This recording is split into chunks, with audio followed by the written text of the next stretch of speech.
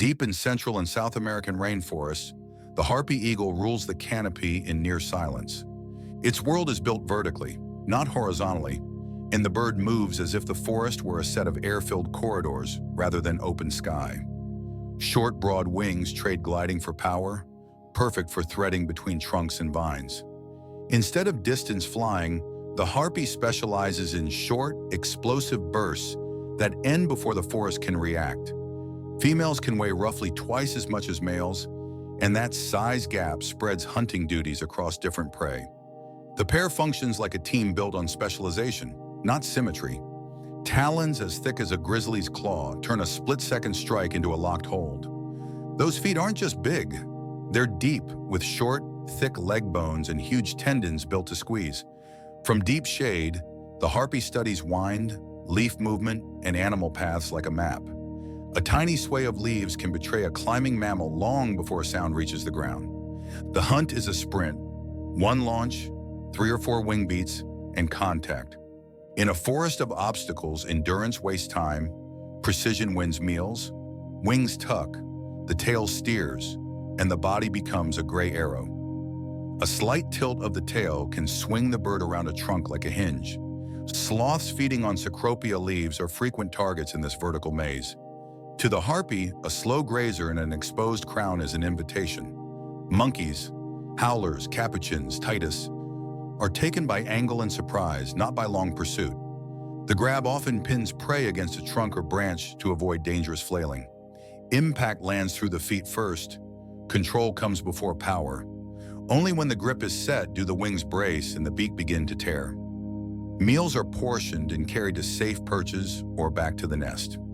Small, tidy pieces mean safer travel through branches and fewer chances to drop a hard-earned catch.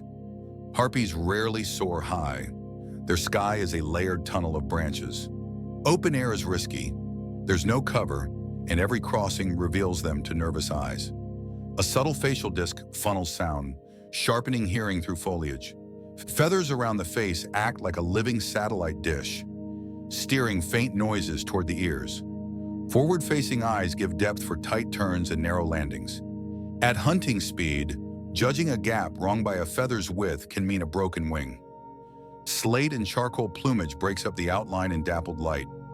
Camouflage here is about matching shade patterns, not painting with bright colors. Crown feathers rise in brief displays for close-range signaling between mates. In thick leaves, visual cues must be bold, quick, and unmistakable. Territories span tens of square kilometers, anchored by a single emergent nest tree. A pair may defend this airspace for decades, patrolling habitual perches like stations on a loop.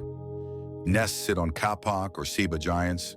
Platforms refreshed with leaves each season. Fresh greenery cools chicks, cushions the bowl, and helps keep insects down.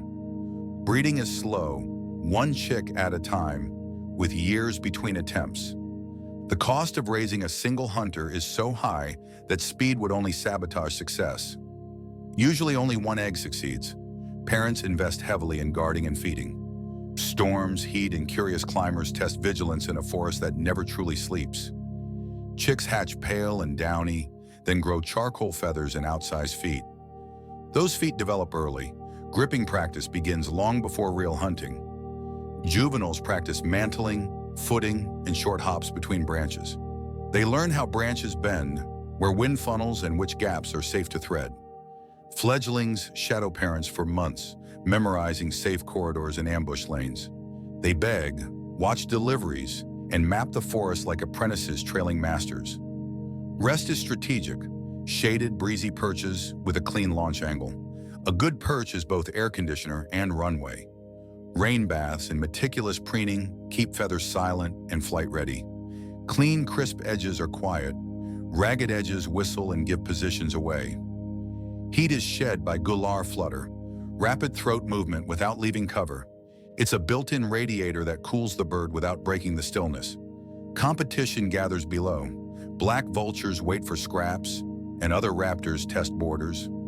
Adults face few threats, but eggs and chicks demand relentless vigilance. As apex hunters, harpies shape prey behavior and understory growth. Nervous monkeys move differently, sloths choose safer crowns, and plants feel the ripple. Where forests fragment, the eagle's hunting lanes disappear. Conservation starts with big trees and continues with corridors that reconnect broken roots. Local nest guardians, camera traps, and careful mapping spare key nest trees from disturbance. When people protect the emergent giants, they protect the territory that makes harpies possible. If the forest stands, the harpy stays, and the canopy holds its breath. In a healthy rainforest, the loudest sign of a harpy is the sudden silence it leaves behind.